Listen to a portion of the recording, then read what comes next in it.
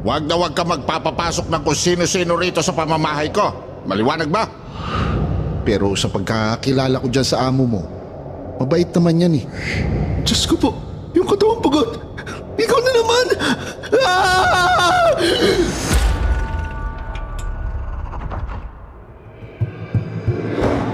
Para sa mga mahilig sa mga kwentong aswang, subaybayan ang aming bagong channel, Sitio Pangil. Pasukin ang nakakakilabot na mundo ng mga aswang. Like and subscribe. Sitio Pangil.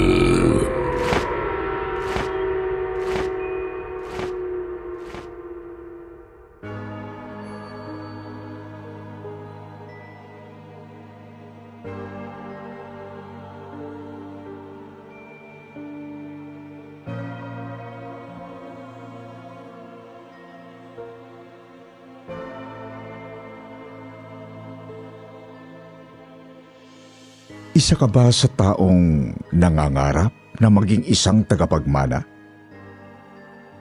Minsan mo bang hinangad na sana'y magkaroon ka ng maraming pera na siyang magbibigay sa buhay mo ng matinding ginhawa? Pero papaano kung ang kayamanang ito pala ay magdadala sa iyo sa bingit ng iyong kamatayan? Yan ang eksaktong nangyari kay Wally. Ang ating letter sender na nagpadala noon ng kanyang kwento sa Sitio Bangungot, na ngayon ay napili naming isabuhay dito sa kwentong Takip Silim. Kaya naman huwag na natin pong patagalin ito. Tara na't muli nating balikan ang kanyang hindi malilimutang karanasan.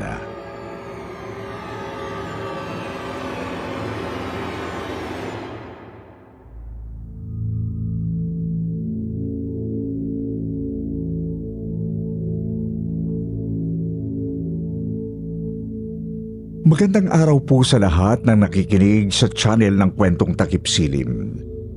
Pati na rin po sa paborito nating narrator na si Sir Wilmore.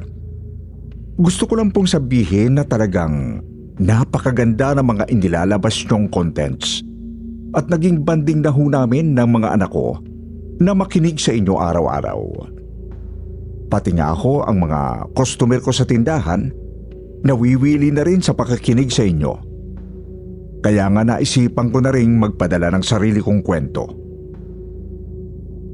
Ako si Wally, 51 years old at may-ari ng isang sari-sari store sa isang barangay dito sa Romblon. Hindi naman talaga ako taga rito. Tubong Ilocos talaga ako. At ang kwentong ibabahagi ko po sa inyo ay tungkol sa karanasan ko na siyang naging dahilan kung bakit nagdesisyon na lang akong lumuwas ng Maynila nung araw. Mga taong 1989. Kung tama ang pagkakaalala ko. Siguro, mga 17 pa lang ako noon nang maulila ako sa nanay ko na nag-iisa ko na lang kamag-anak noon. Kaya naman napilitin akong sa murang edad ko ay buhayin na lang ang sarili ko. Kahit na alam kong mahirap humanap ng trabaho, lalo na kapag wala kang tinapos. Hanggang sa natanggap ako bilang all-around houseboy sa mansyon na pagmamay-ari ng isang may sakit na matanda na itago na lang po natin sa pangalang Don Vicencio, isang kilalang mayamang matanda sa amin noon.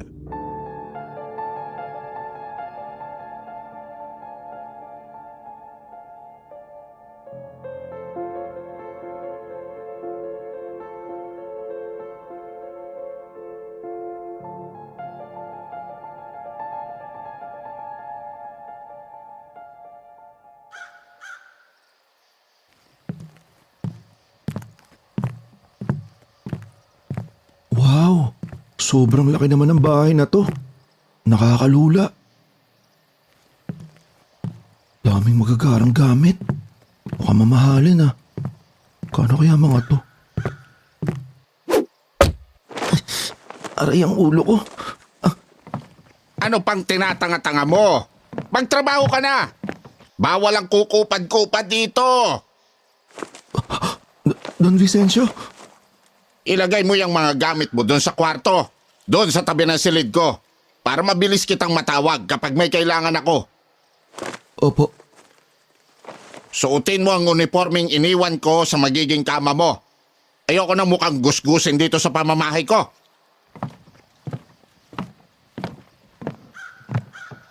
Sakit ang hampas na matandang yun ah. Kaya naman pala walang tumatagal na katiwala dito sa bahay niya eh. Kasama ng ugali. Putik, nagkabukol yata ako. Ay, mailagay na nga itong mga gamit ko sa magiging kwarto. Baka matuktukan ulit ako ng tungkol niya eh.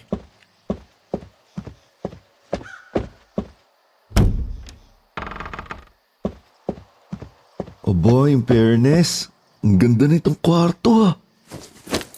Malaki. May kutsyon pa. Mukha namang komportable dito eh.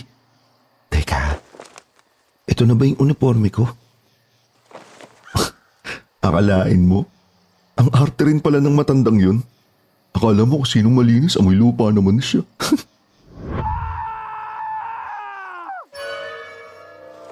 Huh? Sino yun?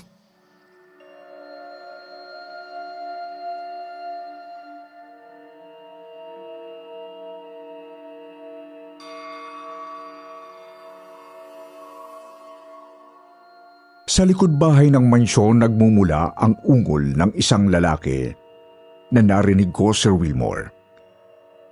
Ungol na parabang nasasaktan. Pero hindi ko na uli narinig kaya ipinagwalang bahala ko na yon. At aaminin ko sa una pa lang, medyo nainis kaagad ako sa ugali ni Don Vicencio. Inisip ko na lang na kailangan kong magtiis para sa pera. Kaya lang din naman ako naglakas loob na mag-apply sa kanya kasi nabalitaan kong may pagkagalanti raw itong matanda. Ang usap-usapan kasi sa amin dati, kundi lang daw sana bigla na lang umalis yung dati niyang katiwala na talagang napalapit sa kanya ng gusto. Pamamanahan sana ni Don Vicencio ng malaking parte ng kayamanan niya. Kaya lang, bigla na lang umiskapo. Bigla na lang daw nawala. Siguro, nabubisit na rin sa ugali ng matanda. Kahit na ang balita noon sobrang bait daw ng dating katiwalang yon. Kahit naman po kasi siguro sino, mapipikong kung ganun ang makakasama mo araw-araw Ako nga noon, nagtiis lang. Medyo naririndi man ako sa dami ng utos niya. Sinusunod ko na lang. Kahit tinatamad ako. Kasi alam niya na, sumisip-sip ako nung mga panahong yun Umaasang maambunan ng pamanang binsan niya ng ibibigay sana sa iba.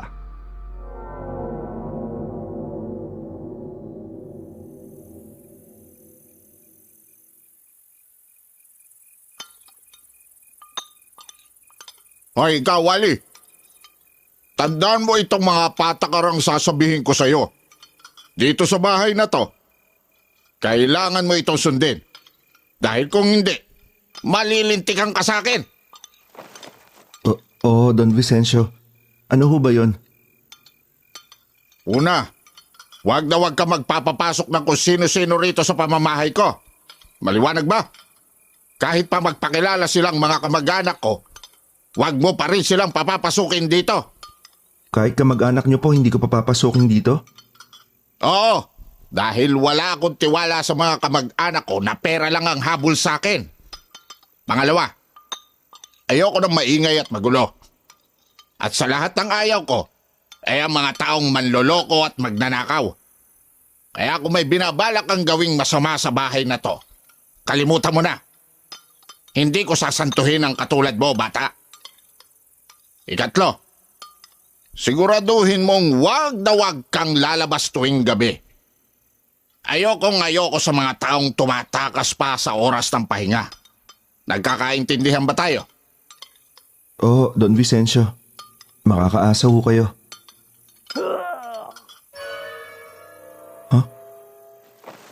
Don Vicencio. May narinig ho akong lalaking umuungol sa likod bahay. Wala naman ah.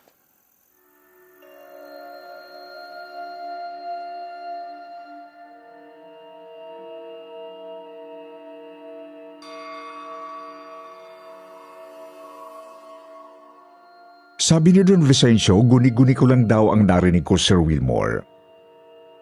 Hindi na ako nakipagtalo sa matanda. Dahil ayokong maasar siya sa akin. Pero nainis pa rin siya sa akin.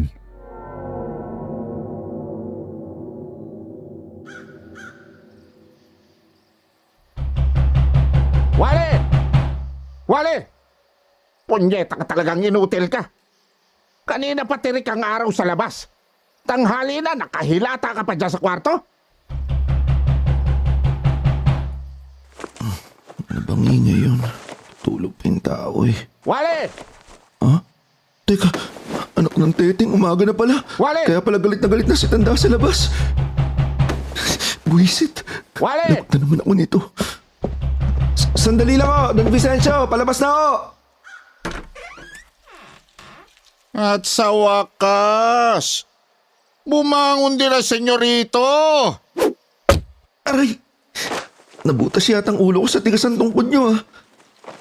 Yan ang bagay sa'yo. Tamad ka talagang lintik ka. Walang-wala ka doon sa dati kong katiwala. Napakasipag nun. At kabaligtaran ka namang buwisit ka. Buisit talaga itong matandang to. Kinumpara na naman ako doon sa dating katiwala niya. Iniwan naman siya nun. Ba't anong binubulong-bulong mo pa riyan? Sumasagot ka pa? Hindi ho, bossing. Ang sabi ko, pasensya na ho ulit at tinanghali po ako ng gising. Hindi na po mauulit.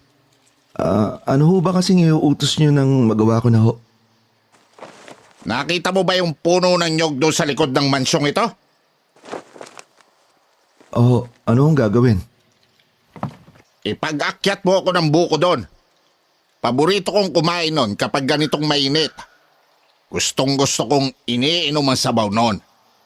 Kaya simula ngayon ay palagi mo na akong ipangunguhan nun sa umaga. Bilisan mo, hihintayin kita doon sa may salas.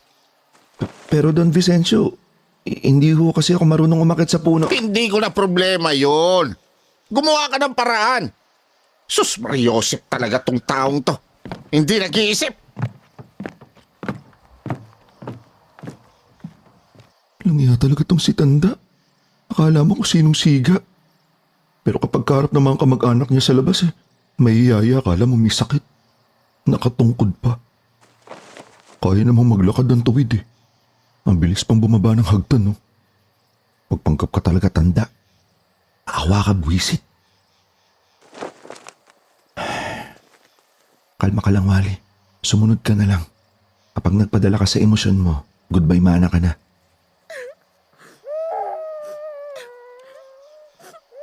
Ha? Ano yun?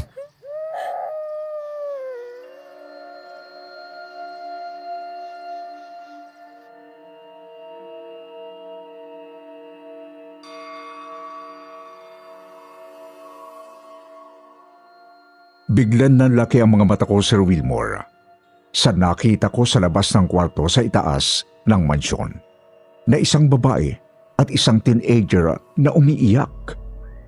Pero agad din silang naglaho pagkurap ko ng aking mga mata. Kaya hindi ko na ipinaalam kay Don Vicencio dahil baka mainis na naman siya sa akin at tuktukan ako ng kanyang tungkod. Nagtuloy na lang ako sa likod bahay. Naghubad na ako ng tsinelas. Inilihis ko pa ng konti yung suot kong pantalon bilang paghahanda sa gagawin kong pag-akyat sa puno. Talagang ready na ako noong umakyat. Kaya lang, naisipan ko pang tumingala muna. Pero doon ay bigla na lang ho akong pinanlakihan ng mga mata sa nakita ko.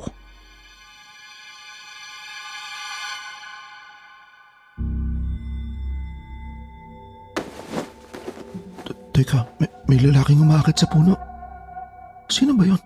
May bagong katiwala ba si Don Vicencio? Pareho ko ng uniforme.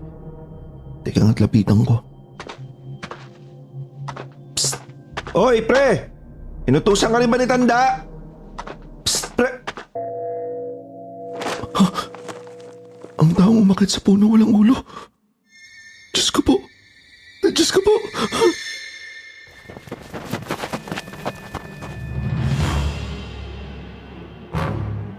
Napatakbo ako ng mabilis pabalik sa loob ng bahay ni Don Vicencio. Sa kilabot nang makita ko ang isang lalaking walang ulo na umakyat pataas sa puno ng buko. May suot itong uniforme na katulad sa akin.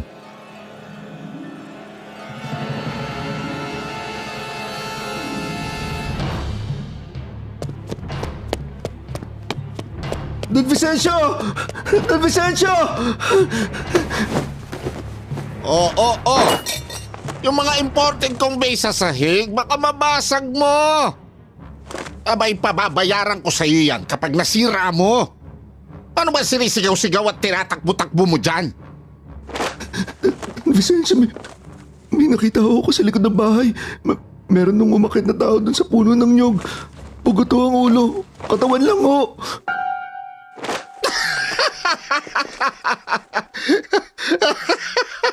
Ikaw palang bata kang nag-uulyanin at hindi ako eh. Araw na araw magkakamulto. Ikaw ba'y may sira sa ulo? Pero may nakita ko talaga ako Don Vicencio eh. Katawang walang ulo. Umakit po doon sa puno ng nyog. Tapos nakasuot pa nga ako ng uniformeng katulad nitong sa akin eh. Baka sarili mo ang nakita mong walang ulo. Baka pangitain nyo na may masamang mangyayari sa'yo, bata.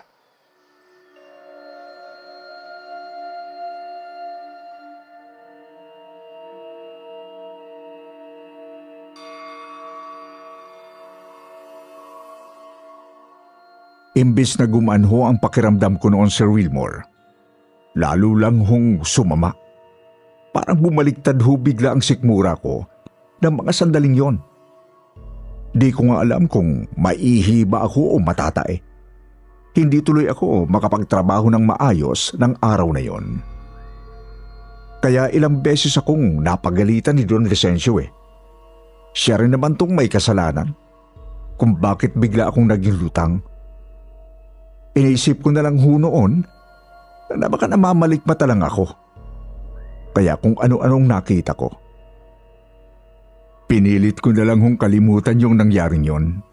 Hanggang makalipas ho ang ilang araw, ay inutusan ho uli ako ni Don Vicencio na muli magpunta doon sa likod bahay.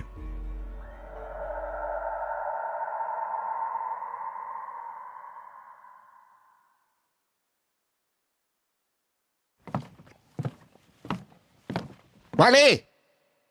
Walisin mo yung mga tuyong dahong nakakalat sa likod bahay. At ang kapal na noon. Bakit kasi hindi ka man lang magkusa at kailangan ka pang utusan? Pagkatapos sigaan mo na rin yon at ang maubos na ang basura doon. Sa likod bahay ho? Oh, bakit? Aangal ka? Hindi ho. Sabi ko nga ho, papunta na ako sa likod eh.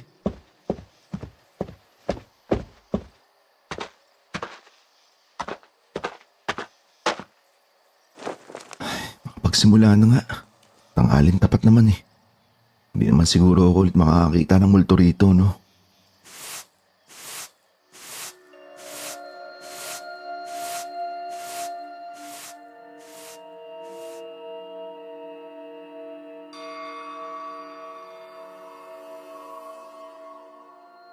Hindi pa ako nakakamove noon sa takot na naramdaman ko nung huling magpunta ako sa likod bahay, Sir Wilmore. Pero wala naman akong choice, kundi ang sumunod, kahit na natatakot pa rin talaga ako. Ang lawak pa naman din ng lupang nakapalibot sa mansyon ni Don Vicencio. Kaya napakatahimik po ng lugar na yon. Tapos napapalibutan yon ng konkretong bakod na siguro'y hanggang leeg ang taas. Wala rin ho naman kasing nakakapasok doon dahil wala na hong tiwala yung matanda sa kahit na sino, lalong-lalo na sa mga kamag-anak niya. Para kahit papano ho, ay mabawasan ang nararamdaman ko noong takot, minabuti ko na lang pong ituon ang atensyon ko sa pagwawalis. Hanggang sa maya-maya, bigla naman akong kinlabutan.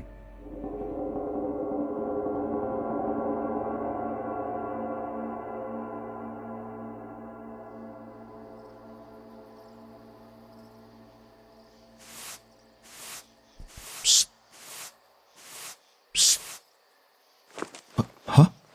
Sino yun? Pare, dito. Dito sa kabilang bakod. Lingon ka. Sus Mariosep, tao pala. Pre, tinakot mo naman ako eh.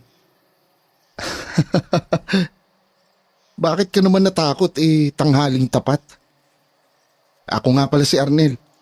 Ikaw ba yung bagong katiwala ni Don Vicencio? Oo, ako nga.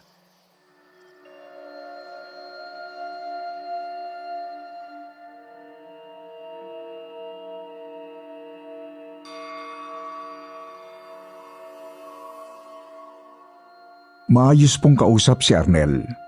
Mukha namang mabait. Palagi siyang nakangiti, kaya ang gaan niyang kausap. Mabilis ho siyang makapalagayang loob kahit sa maiksing panahon lang.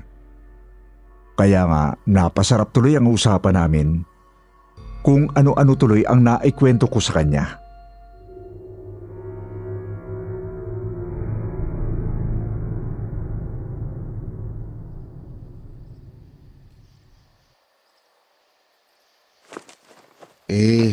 Kumusta ka naman dyan kay Don Vicencio, pre?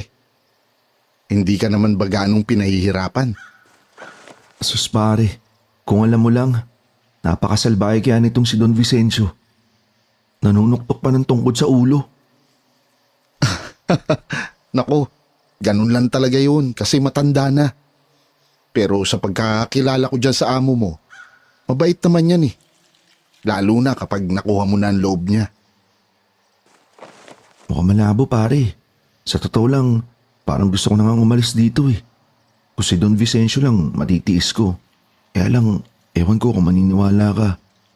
Pero sa palagay ko pre, may multo dito sa mansyon na to eh. Ha? Paano mo naman nasabi? Aba nung isang araw lang pre, may nakita akong katawang pugot dito. Talaga? Saan mo naman nakita, pre? Ituro mo sa akin. Oo pre, dito mismo sa likod bahay. Umaakit dyan sa may puno ng nyog. Kapareho ko pa nga ng uniforme. Takot na takot nga ako nun. Sa palagay ko, biktima yun ng salvage. Di ba noon pa naman uso yung mga ganun dito sa atin? Tapos kung saan-saan na lang tinatapon yung bangkay.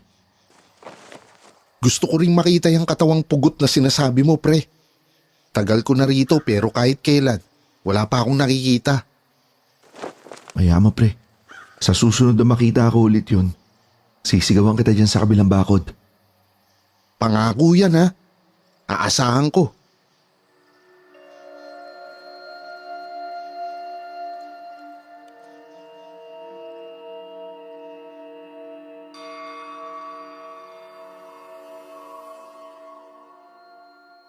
Pagkatapos kong magwalis, ay bumalik na ako sa loob ng mansyon.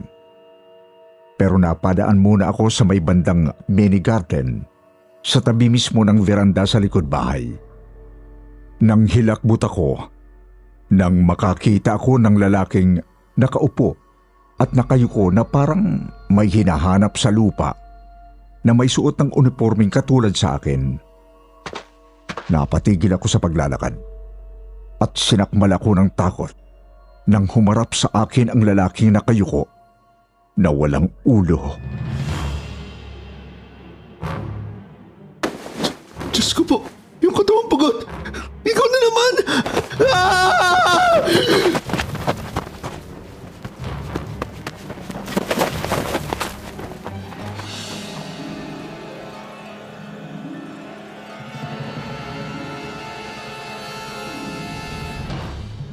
Takot na takot ako, Sir Wilmore. Nanginginig ang bukong katawan habang tumatakbo. Kitang-kita ko yung katawang pugot nang mas malapit kaysa una. Kaya alam ko At sigurado na ako ngayon, hindi ako namamalikmata lang. At ngayon hinahabol niya ako. Hula ko talaga noon. Dating tapunan na sinasalvage ang lugar ni Don Vicencio. Kaya siguro walang nagtatagal na katiwala doon dahil sa mga kaluluwang ligaw na gumagala at nananakot sa lugar na yon.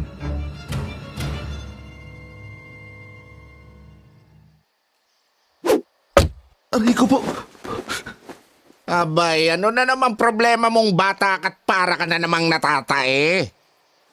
Don Vicencio, nakita ko na naman ho yung katawang pugot. Inahabol niya po ako. Don Vicencio, tulungan niyo po ako. Baka pangitain yun. Nakikita mo ang sarili mong walang ulo dahil malapit ka ng mamatay. Pero sigurado akong hindi ako yun, Don Vicencio. Hindi ho pantay yung mga binti niya eh. Ika-ika ho siya habang inahabol ako. Ano ka mo? Ulitin mo nga yung sinabi mo, Wally. Ang sabi ko, hindi ho pantay yung binti ng katawang pugot na nakita ko kanina. Ika-ika ho siya nung habulin niya ako. Diyos ko po. Ganon din ang binti ng dati kong katiwala. Pilantod din siya. Tulad na sinasabi mo sa akin ngayon, Wally.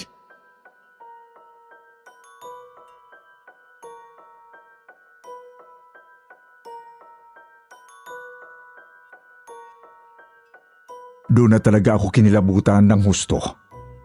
Parang sa unang pagkakataon. Nagkakaintindihan kami ni Don Vicencio.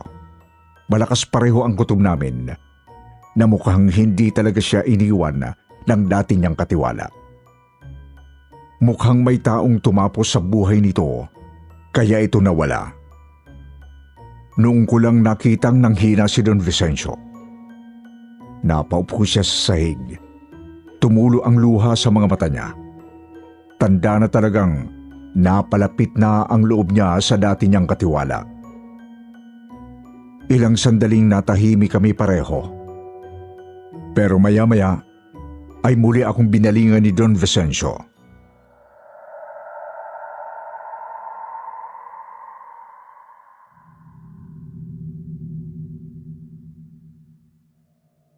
Mag-iingat ka, Wally. Malakas ang kutob ko na mga kamag-anak kong sakim sa pera ang gumawa nito sa dati kong katiwala. Dahil nalaman nilang balak ko siyang pamanahan ng malaking halaga. Malakas din ang hinala kong sila ang may kagagawa ng aksidenteng pumatay sa mag-ina ko noon, Wally.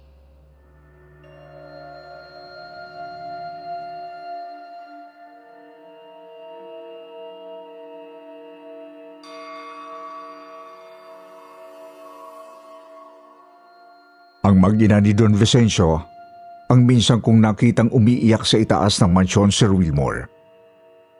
Sigurado ko yon dahil matapos kong makita ang kanilang multo, saka ko nakita ang kanilang litrato na nakadisplay sa ibabaw ng tukador sa sala. Naisip kong maaring sinadya nga ang kanilang pagkamatay at hindi siguro sila matahimik sa kabilang buhay.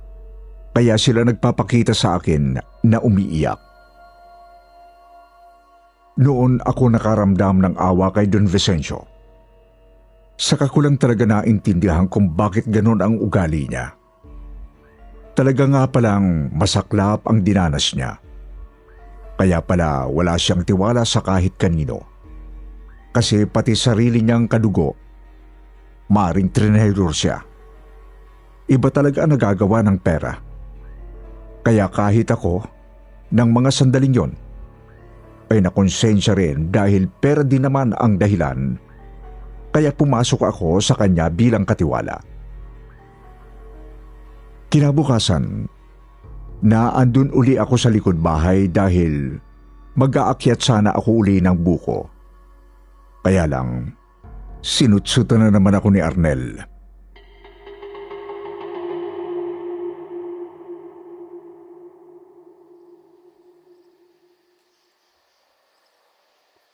Ano, pre?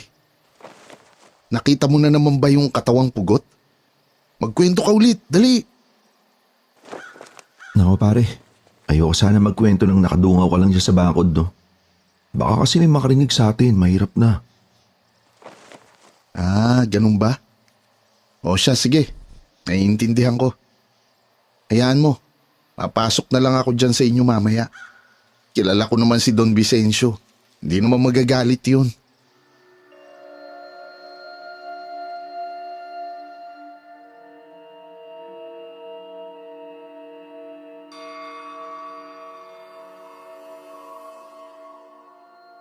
Pagbalik ko sa loob ng bahay, ipinaayom ko kay Don Vicencio ang nirequest niyang buko juice.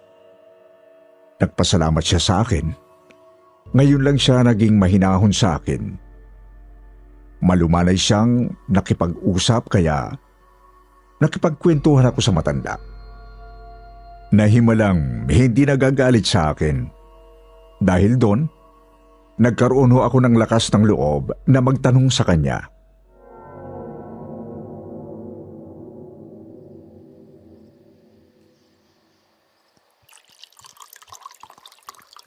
Bossing, ano ho bang pangalan ng dati niyong katiwala? Arnel. Arnel ang pangalan niya. Arnel ho?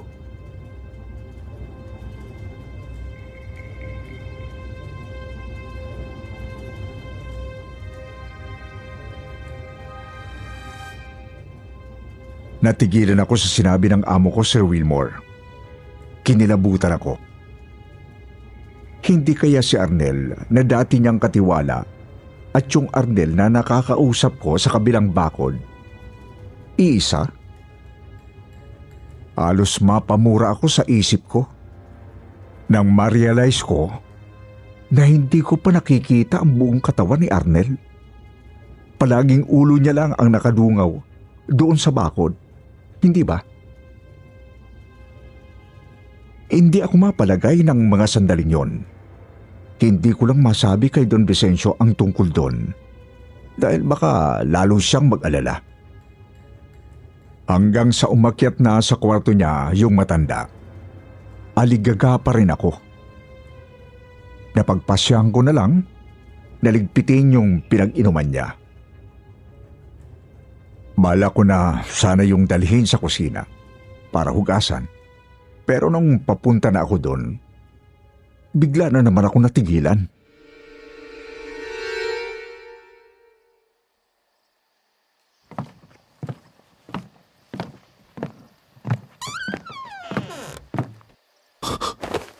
Sino nagbukas ng pinto sa banyo? Nasa itaas ng bahay si Don Vicencio.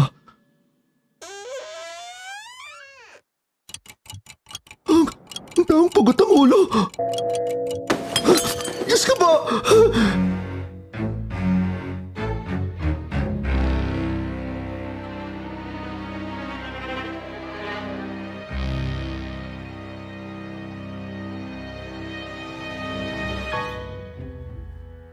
Nabitawan ko yung basong hawak ko. Nabasag yon at tumalsik ang bubog sa paa ko. Pero wala na akong pakiramdam. Hindi ko na nagawang alisin ang tingin sa katawang pugot na ngayon ay talagang kaharap ko na. Kitang-kita ko pa nang unti-unti niyang itinaas yung braso niya at tumuro siya sa likuran ko. Unti-unti, lumingon ako sa direksyong yon. At doon nakita ko si Arnel, ang lumulutang na ulo ni Arnel, na ngayon ay ipinakita sa akin ang tunay niyang itsura. Puro pasa ang mukha, tanggal ang karamihan ng ngipin niya, at dumudugo ang ilong.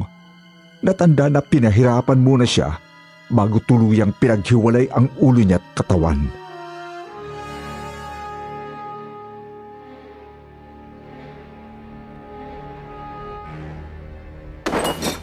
Arnel! Wally, nahanap mo na ang katawan ko sa wakas. Sa wakas, nagkita na ulit kami. Salamat sa iyo, Wally. Maraming salamat sa iyo. Arnel! Mag-iingat ka, Wally. Mag-iingat ka sa mga kamag-anak ni Don Vicencio. Sila ang gumawa sa akin ito. Gusto nilang suluhin ang kayamanan ng amo natin. Ayaw nilang magkaroon ng kahati. Kaya mag-iingat ka.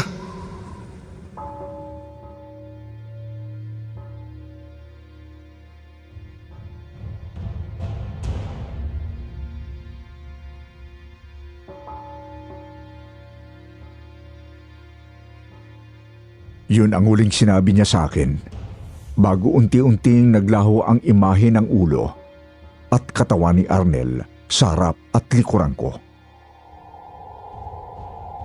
Takot na takot ako noon, Sir Wilmore. Naihina talaga ako sa sarili kong salawal dahil sobrang takot. Tumulo na rin ang sipong ko sa kaiyak at napahagulgol na ako.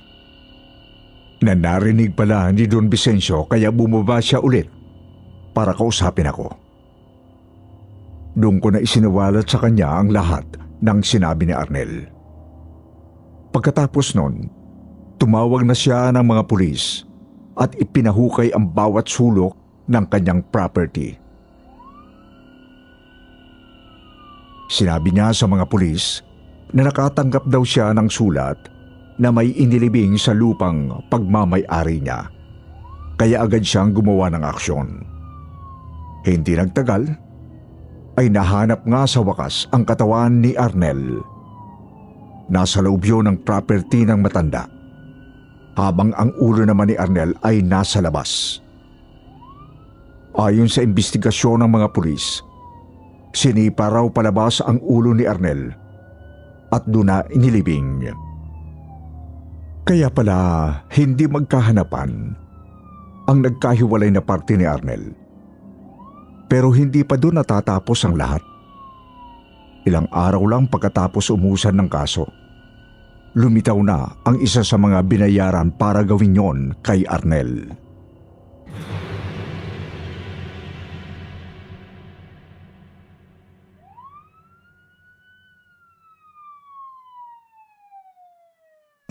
Minumulto rin ako ni Arnel kaya hindi ko kinaya Don Vicencio. Patawarin niyo po ako. Para hindi na ako pagmultuan ni Arnel at usigin ang sarili kong konsensya, isusuplong ko ang lahat ng may pakana ng krimen.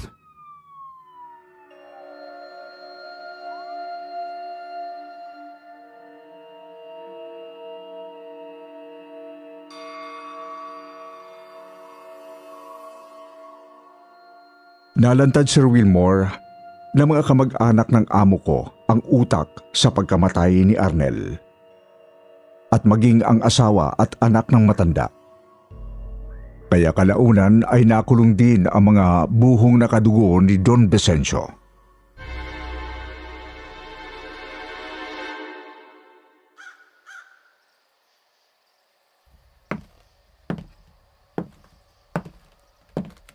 Sigurado ka na bang aalis ka na, Wally?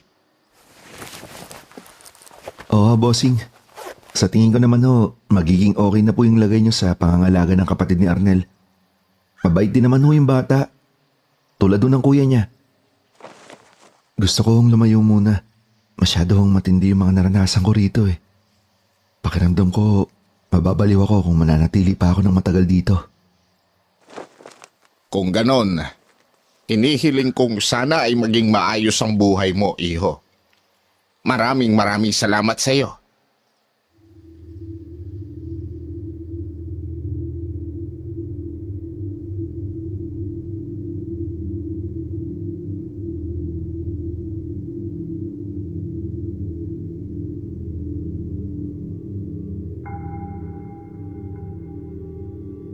Sa totoo lang, Sir Wilmore, sinabi sa akin ni Don Vicencio na hahatiin niya raw sa amin ng kapatid ni Arnel ang kayamanan niya.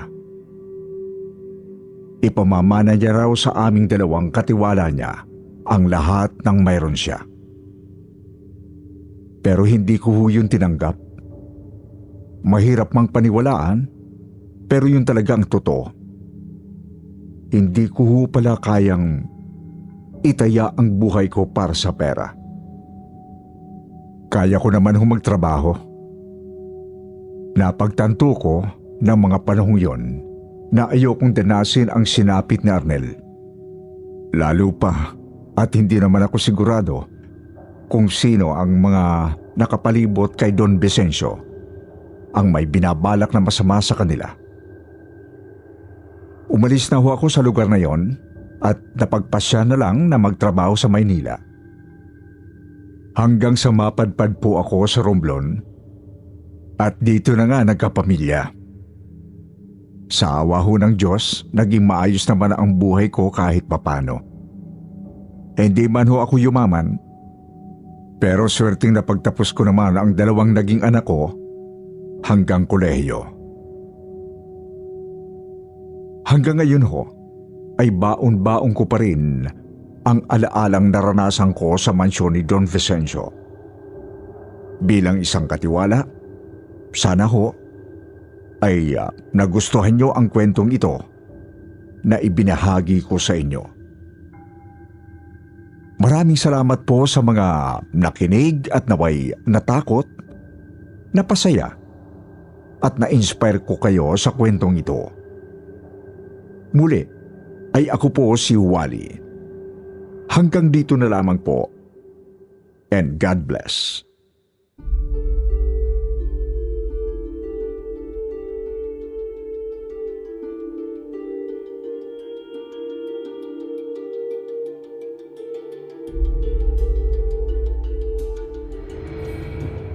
At ngayon naman, pakinggan natin ang isa pang nakakapanindig balahibong kwento na marahil ang iba sa inyo ay hindi pa naririnig. May isang silid na ipinagbabawal buksan ni Sir Anton. May batang kumakanta. Ang Batang Diablo.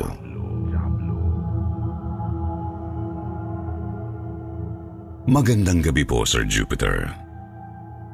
Isang karangalan po sa akin ang mailathala ang kwento ko dito sa inyong YouTube channel. Isa po ako sa mga tagapakinig ninyo.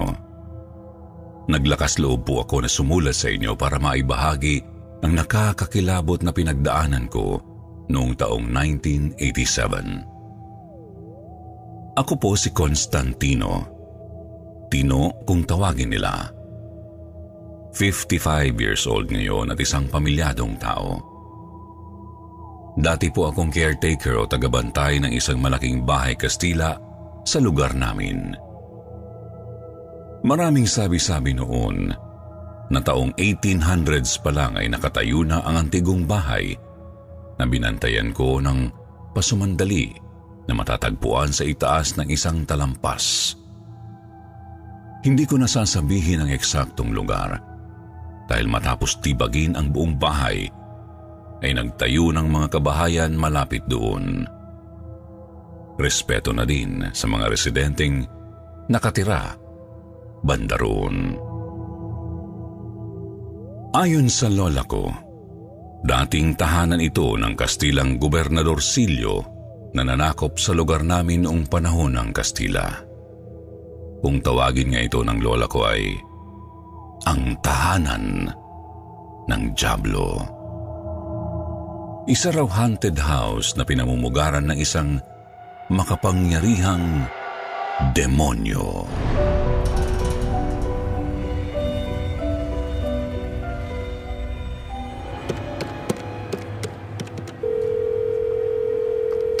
Hello, Sir Anton. Nakikitawag lang po ako sa landline, sir. Opo. Malinaw po ang linya. Maraming salamat po sa trabaho, sir, ha? Opo, sige po. Magsisimula na po ako bukas bilang caretaker ng mansyon ninyo. Nagpunta na po ako dun kahapon. Nakuha ko na rin po ang susi ng bahay sa ilalim ng hagdan. Opo, nasa akin na po. Sige po, ipadala na lang ninyo yung sweldo sa bangko po. Opo. Sir, may pakiusap lang po sana ako eh. Sa katunayan, kasama ko po ngayon ang nanay ko dito sa bayan para lang makausap kayo sa telepono. Sir Anton, baka pwedeng isama ko po ang nanay ko sa mansyon ninyo.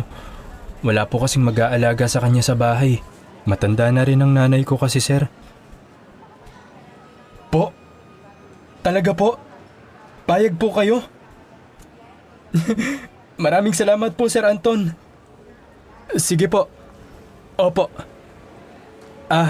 Sige po, masusunod po. Bye, sir. Anong sabi ng amo mo, Tino? Pumayag si Sir Anton na isama ko kayo sa mansyon niya. Makakaranas na tayo ng buhay mayaman. Titira na tayo sa pinakamalaking bahay dito sa probinsya natin. Sigurado ka ba sa pinasukan mong trabaho?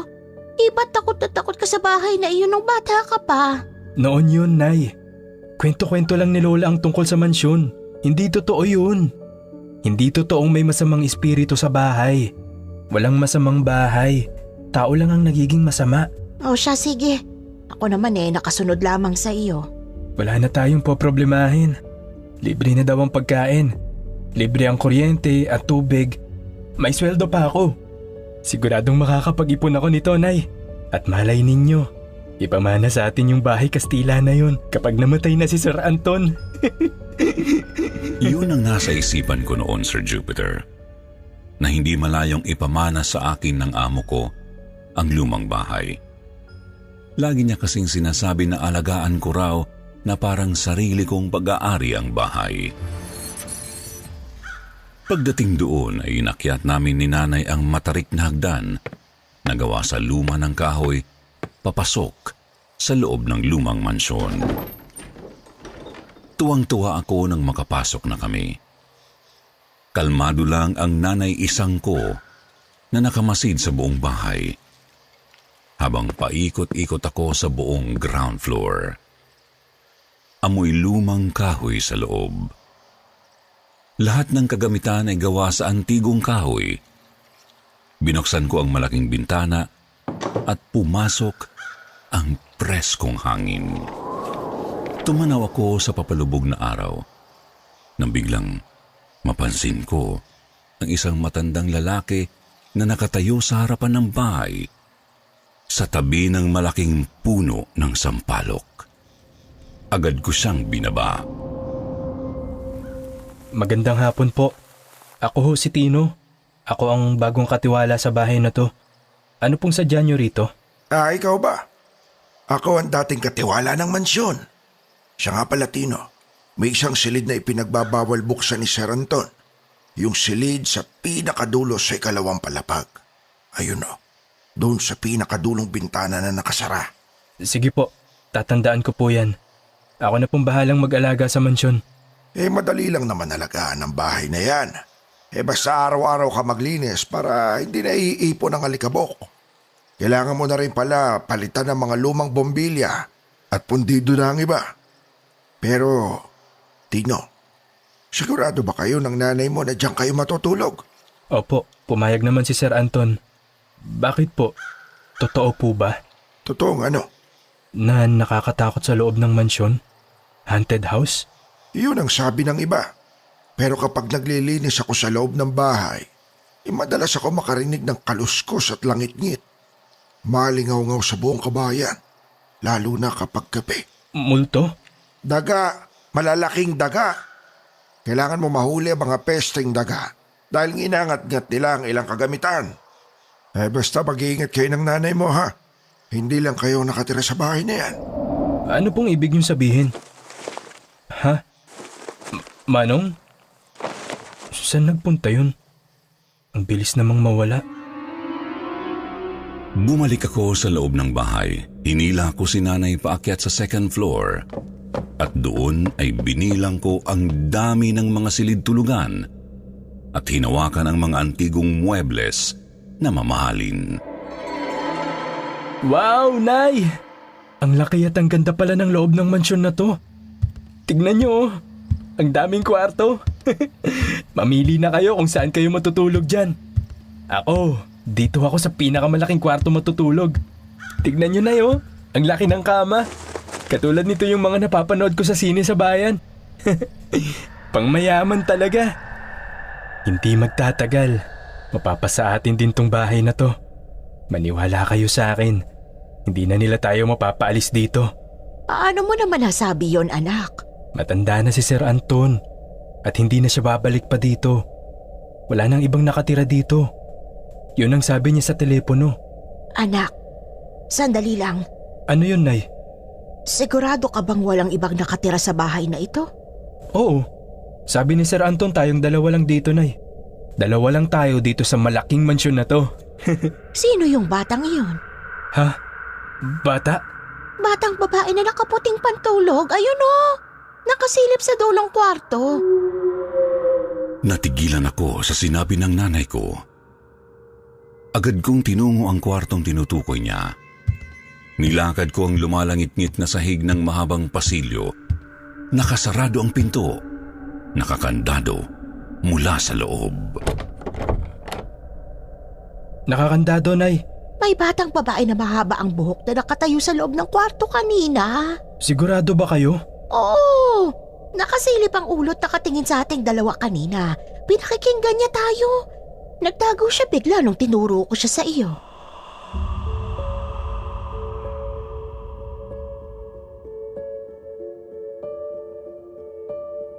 Makalipas ang linggo ng pag-aayos at paglilinis ng buong mansyon, ay naging maayos naman at tahimik ang pagtira namin doon. Madali lang din alagaan ang bahay. Naayos ko kaagad ang mga gripong may tulo. Nagawan ko ng paraan ang ibang sirang bintana at mas napakintab ko pa ang sahig ng mansyon. Ngunit isang problema ang hindi ko maayos-ayos. Bigla na lang namamatay ang kuryente at nawawalan ng ilaw. Isang gabi habang naghahapunan kami, ay may nakakakilapot kaming naramdaman ni Nanay Isang sa loob ng lumang bahay.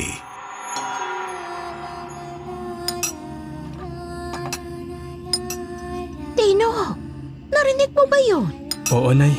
May batang kumakanta. Baka sa kapitbahay lang natin yun, Nay. Tino, malalayo ang kapitbahay. Pakinggan yung mabuti, Nay. Parang galing sa labas ng bahay. Baka may napadaan lang. Hindi. Nanggagaling ang tunog mula sa itaas eh. Oh, saan kayo pupunta, Nay? Tapusin niyo muna tong hapunan ninyo. Nay! Mabilis na umakyat si Nanay Isang sa second floor. Susundan ko na siya nang biglang... Ay, putya naman, oh. Talagang ngayon pa. Nawalan ng kuryente sa buong mansyon. Nawala na rin ang kumakantang batang babae. Nabalot ng katahimikan ang buong paligid. Kinapa ko sa dilim ang kandelabra na nakadisplay malapit sa hagdanan.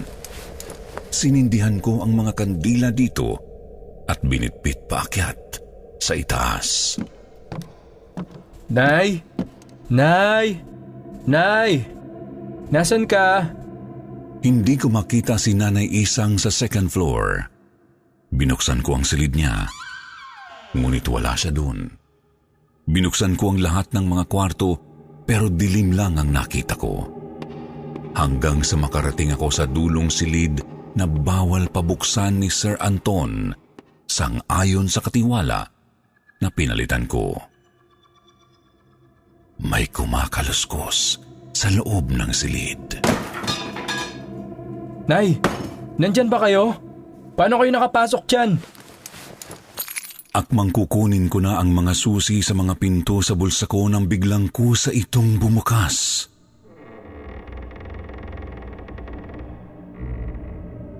Dahan-dahan akong pumasok sa loob. Kinilabutan ako, Sir Jupiter, nang makita ko ang laman ng silid. Mistulang dinaanan ng bagyo ang silid. Puno ito ng mga bungo ng malalaking hayop na nakasabit sa dingding at mga kagamitan na tila ginagamit sa pangtutorture ng tao. Sa larawan lang ako nakakita ng ganoon noon, kaya talagang nanghilakbot ako. Nakakita ko ng kahoy na kabayo. Ang tuktok ng kabayong ito ay napakatulis. Meron ding breast ripper, isang metal claw na ginagamit para punitin ang laman ng dibdib ng isang babae. Mga kadenang nakasabit mula sa kisame na may bilugang posas sa ibaba. Nangilabot din ako nang makakita ako ng panggarote. May bilog ito sa gitna at may kinakalawang na metal na parang pampugot ng ulo. Isang mahabang lubid na nagmumula sa kisame ang tumama sa mukha ko. Nakatali ito ng mahigpit sa kisame. Agad ko itong hinawit, nagulat ako nang makita ko ang nanay ko na nasa isang sulok ng silid at tahimik na nakatitig sa akin. Nay! Paano ka? Paano ka nakapasok dito? Hindi kumukurap ang nanay ko. Bigla nitong kinagat ang sariling braso at mga daliri hanggang sa dumugo ito. Ayaw niyang tumigil sa pagnasab sa sariling laman. Hinila ko siya papalabas ng kwarto pero napakalakas niya ng sandaling yun. Itinulak niya ako pabalik sa loob ng silid at saka isinara ang pinto. Naihagis ko ang kandila at namatay ang ningas nito. Nay! Nay Isang, buksan niyo ang pinto! Nay! Buksan niyo to! Nangilabot ako nang mapansin kong hindi nakalakang pintuan mula sa loob, pero hindi ko ito mabuksan. Isang malamig na kamay ang naramdaman kong sumakal sa leeg ko. Nagkakakawag ako. Hindi ko makita kung sino ang sumasakal sa akin. Isang kamay lang ang gamit nito, pero hindi ko siya mahawakan. Ah! Nay! Tulong! Wag! Bitawan mo ako! Bitiwan!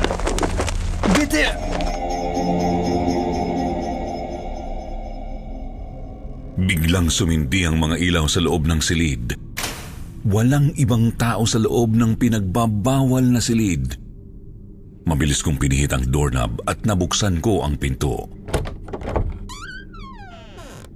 May kuryente na sa buong bahay. Agad kong hinanap si Nanay Isang pero hindi ko siya matagpuan. Hinanap ko siya sa bawat silid. Sa veranda, sa kusina, sa sala, sa bakuran, hanggang sa gilid ng talampas, pero hindi ko makita ang nanay ko. 3:00 na ng madaling araw nang bumalik ako sa bahay Kastila. Sobra ang kaba at pag-aalala ko sa nanay ko. Pero laking gulat ko nang makita ko siyang nakaupo sa harapan ng mahabang mesa na hapagkainan. Meron siyang pinapatulog. Meron siyang kalong-kalong na bata. Nakatalikod siya sa akin kaya hindi ko makita ang batang kalong niya.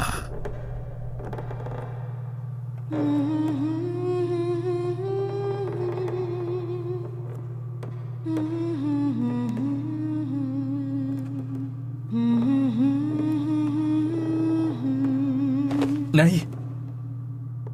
Biglang humarap sa akin ang Nanay Isang ko at nangilabot ako nang ilaglag niya ang kalong-kalong na kumot na puti na puno ng malalaking itim na daga. Daga!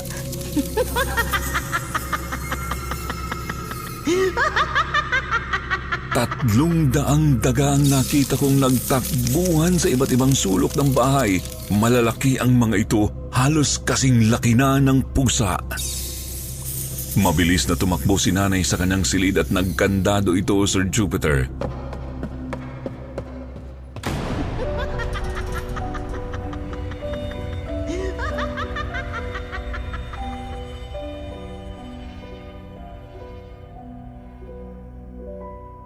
Isang buong araw siyang nagkulong sa loob ng silid niya. Hindi siya lumalabas, hindi siya kumakain o umiinom. Nag-alala na ako kung ano ang nangyayari sa kanya sa loob ng silid. Nay! Buong araw ka na hindi lumalabas ng kwarto mo. Hindi ka pa kumakain. Magkakasakit ka niyan. Ano bang nangyayari sa'yo? Nay! Bakit ka sumisigaw? Kinilabutan ako nang makita ko ang nanay ko na nakatayo sa likuran ko. Nakangiti siya. Noon ko lang siya nakita na ganon kaganda. Mukha siyang bata. Pula ang labi niya at namumula rin ang mga pisngi niya. Nakapusod ang mahaba niyang buhok na kulay puti. Para siyang ibang tao sa paningin ko. Nakasuot siya ng puting pangtulog. Nay, ang tagal mong nakakulong sa silid na to. Paanong? Saan ka pupunta? Dito lang sa veranda. Nagpasya na akong matulog sa silid ko. Paghiga ko sa kama, agad akong nakaramdam ng antok. Antok na may halong hilo. Para akong lasing na nakadroga. Umiikot ang paningin ko. Natakot ako. Bumangon ako. Pero hilong-hilo talaga ako.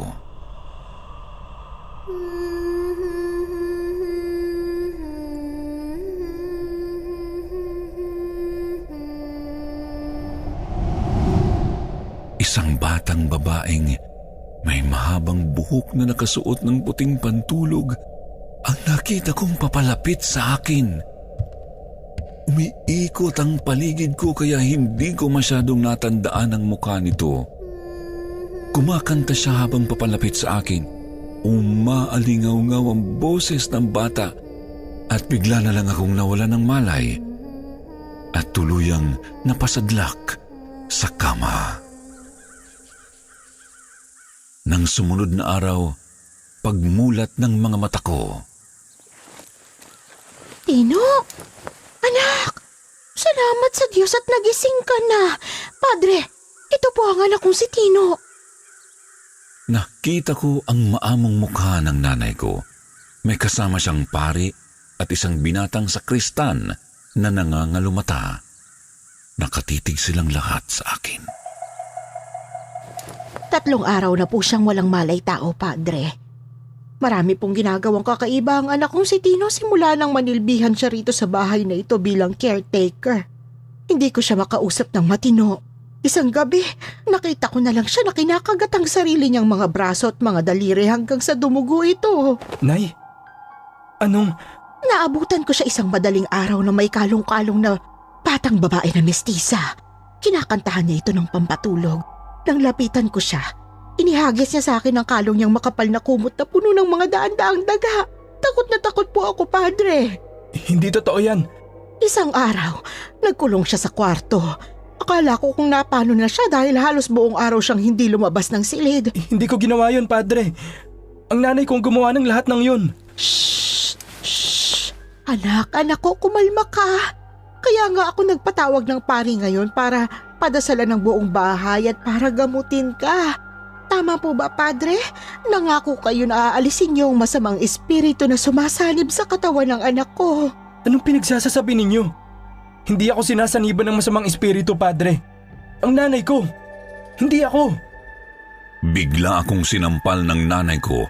Nanlisik ang mga mata niya at bigla akong sinakal. Itigil mo yung ginagawa mo. Lumayas ka sa katawan niya. Biglang nilingon ng nanay ko ang binatang sakristan. Marami ka na sinaktan at pinarusahan sa bahay na to. Lubayin mo ang katawan ni Aling Isang. Ngayon din! Malakas na sinunggaman ni nanay ang sakristan at kinaladkad ito papuntang beranda. Sinundan namin sila. Bitiwan mo ako! Isa kang demonyo! Sa kapangyarihan ng Diyos at Ama at ng Anak at ng Espiritu Santo, lubayan mo ang katawan ng matandang ito. Ama namin, sumasalangit ka. Sambahin ang ngalan mo. Mapasa amin ang kaharian mo. Sundin ang loob mo.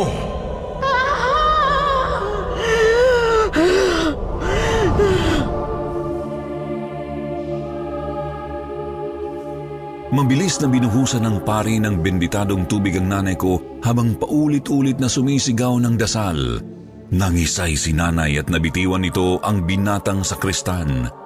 Kitang-kita ko kung paano sumuka ng itim na likido ang nanay ko habang nagaganap ang pagpapalayas ng kaluluwa sa katawan niya. Lisanin mo ang katawan ni Isang. Wala kang lugar sa bahay na to. Ang mga demonyong tulad mo ay nabibilang sa impyerno. Sa ngalan ni Jesus na aming tagapagligtas, lisanin mo ang katawan ni Isang. Ngayon din! At sa pamamagitan ng dasal, tuluyang nanumbalik sa dating katinuan ang nanay ko. Agad kong kinuha si nanay at pinaliguan ito ng maligamgam na tubig na may asin. Nang tuluyang makapagpahinga ang nanay Isang ko.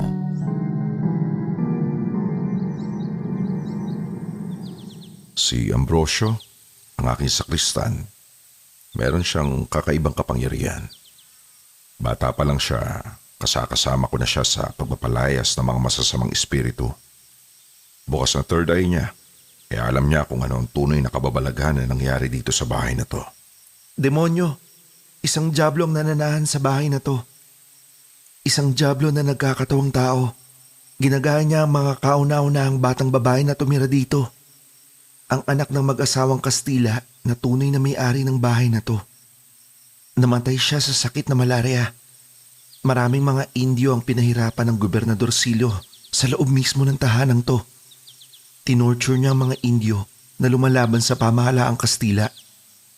Magmula noon, ginagamit na ng dyablo ang katauhan ng batang babae para makapanlin lang ng mga naninirahan dito. Hindi mo ba alam na dito sa bahay na to mismo namatay ang dating katiwala? Patay na yung katiwala? Oo, nagpakamatay. Nagbigtisis ang silid sa ikalawang palapag. Salamat at iniligtas kayong mag-ina ng Panginoong Hesus.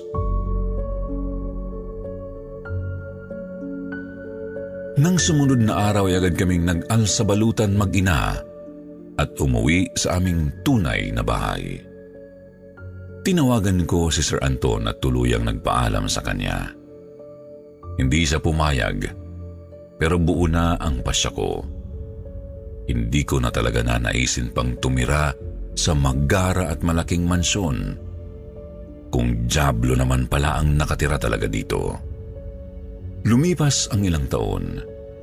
Muli akong kinontak ni Sir Anton para alokin na maging caretaker ulit sa halagang triple pa ng sweldo ko noon. Pero humindi ako. Aanhin ko ang pera kung ang buhay naman naming mag-ina ang nasa peligro. Walang nagkalakas loob at walang sumugal na itaya ang buhay nila sa demonyo. Hanggang sa nalusaw na sa kalumaan ng bahay at ipinatibag ito.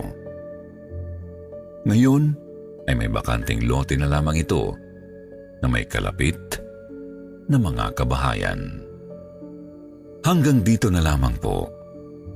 Maraming salamat at magandang gabi.